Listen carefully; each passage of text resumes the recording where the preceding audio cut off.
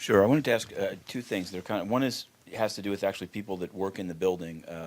The seems that the people that work, food workers, you could call them, have been given a layoff notice from December 21st into February.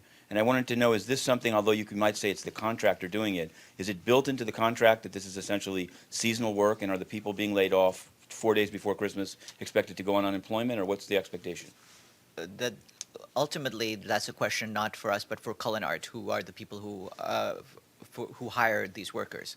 Obviously, we want all of the people who are contracted to work for the UN to be given fair labor conditions, but that is an issue ultimately for the contractors themselves to take care of. But in design, I guess in the Department of Management or whoever does it, in designing the contract, it seems like this may be built into the contract, and it's a labor practice that many people find is kind of certainly not a best practice. If our people who deal with procurement believe that there's problems with the labor records of contracting companies, that in effect affects the longitude, the length of the contract. These are things that are taken into account. But ultimately, if you want to talk about labor rights, you've got to talk to the contractors themselves. And I wanted to ask you, I'd asked you, I guess on Friday about Mr. Feltman testifying, and you said ask the U.S.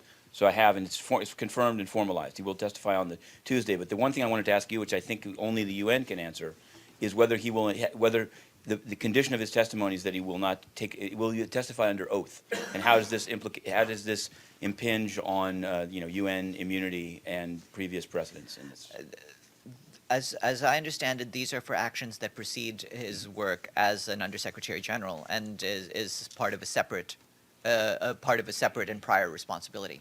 But did he confer with UN OLA? That's why I was asking on Friday. It seems like if UN OLA lawyers are involved in responding to the request that he testify, obviously he's not being asked to testify about pre-time, but there is a UN hook, and was it negotiated that he will not take the oath before testifying? I wouldn't have any comment on the UN side. Like I said, this is something that precedes his period with the UN. And with that,